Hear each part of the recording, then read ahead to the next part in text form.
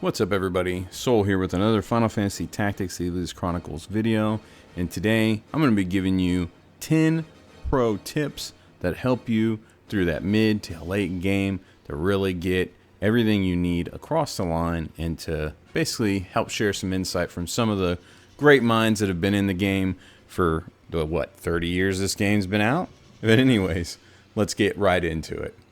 Tip 1, of course, is in the Ivalice Chronicles, the movement abilities that you equip on your character can stop them from resetting your move. Movement abilities such as Life Font, Mana Font, and Teleport are some examples of movement abilities that are not reversible. As in, once you make the move or you make the attempt to move, you will not be able to reset your move and try again. So be warned when you put these abilities on. It's easy to forget and get comfortable with being able to reset your move. However, having these on create the old school rule where you are not able to reset your move. Tip 2 is Teleport. Teleport everybody loves and everybody wants. It is very expensive in the Ivalice Chronicles at 3000 JP, and it might not be worth it if you are aware of how it works.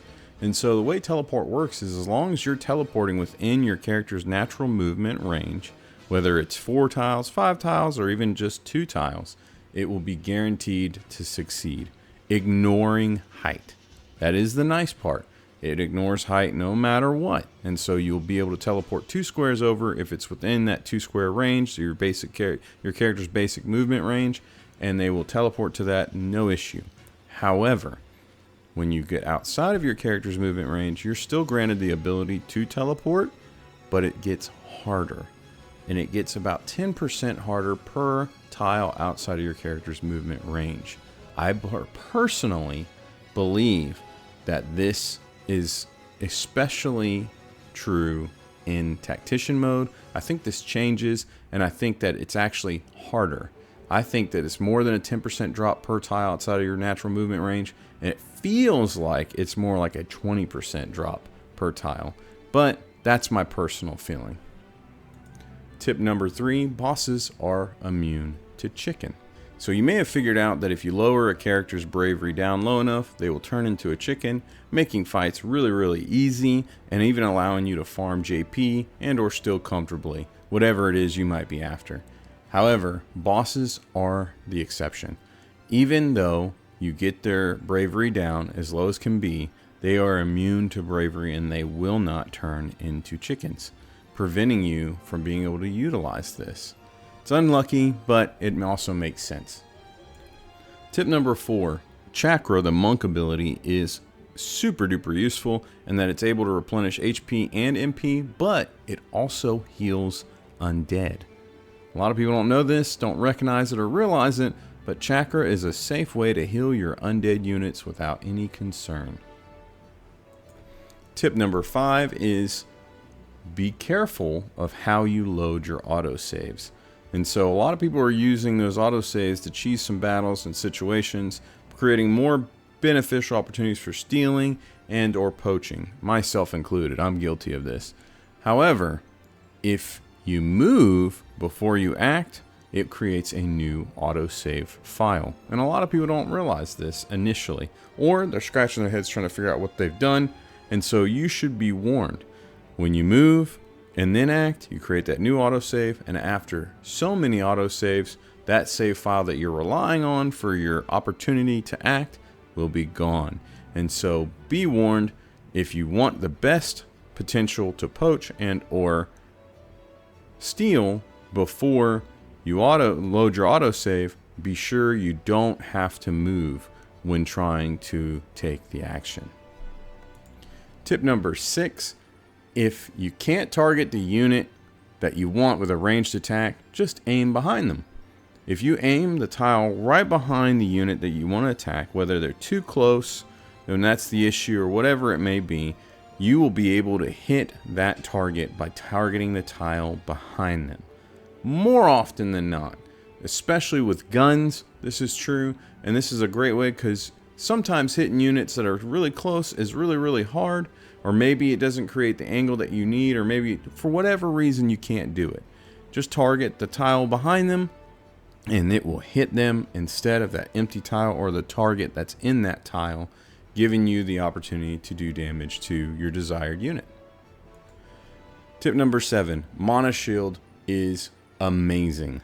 This is an amazing reaction ability that allows you to take damage with your mana instead of physical damage. Now this scales based on your bravery, so it's not a guarantee to take effect. However, when it works amazingly. You can get hit for 999 damage, but if you only have 1 MP, it will still stop it as 999 damage, negating it completely.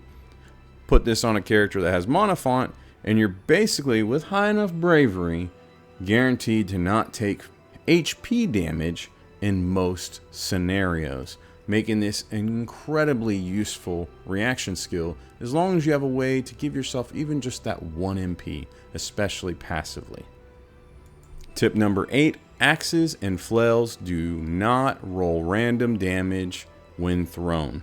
We all know axes and flails roll random damage, and it can scale from really low to really high. However, when they're thrown, they're always hitting for the highest damage each time they are thrown. This is also true if they're used for Art of War or they're used in jump abilities. Really powerful mechanic, something that can definitely be utilized for those that know about it. And just a little extra FYI, flails are cheaper than axes, usually, if you want to go that route. Tip number 9, Construct 8 cannot be healed by magic. Yes, everyone knows this, but it can be healed by chakra and Murasame, the draw out ability from Samurai. This is interesting because Kiyomori does not work on Construct 8, and that to me does not really make sense. Why does one sword art skill work versus another?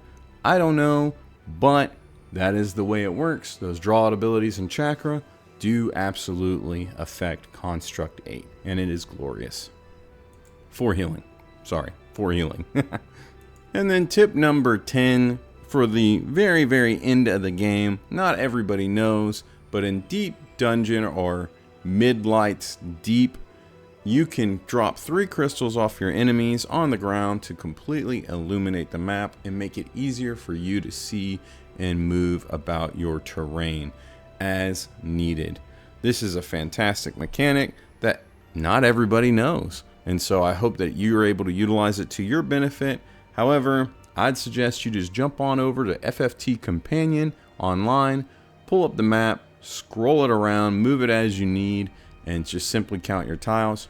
But if you can't do that, for whatever reason, those 3 crystals will light up the map and make your life that much easier, just so you know. And so, there you have it. Those are my 10 Final Fantasy Tactics, the Ivalice Chronicles Pro tips. I'm just throwing this out there, hopefully to benefit you. These are just some extra little tidbits of information I've come across from various viewers, commenters, you name it, and I hope it benefits you. If you already know these things or it doesn't benefit you, hey, I'm sorry that it doesn't and you weren't able to find anything here for you. However, my goal is to try to help everybody as best I can, so please be sure to drop some support and love for what we have tried to do here, and make sure we keep any kind of negativity or anything like that kind of kept to ourselves. I know some of this stuff, you might have already known. I hope everybody's enjoying the game. It's been out for a little bit. I know I love it. I'm almost nearly completed with it in my busy, hectic life, and I can't wait, honestly, to keep enjoying it. It makes me sad that it's coming to a close. Good luck to you in all of your adventures in Final Fantasy Tactics Ivalice Chronicles. And yeah, huge shout out and thank you to my soldiers. Those of you who support the cause, you mean the world to me. Thank you so much. If you're interested in joining and supporting the cause, make sure you check out the link down below for our Patreon, where you can do so and become a soldier yourself.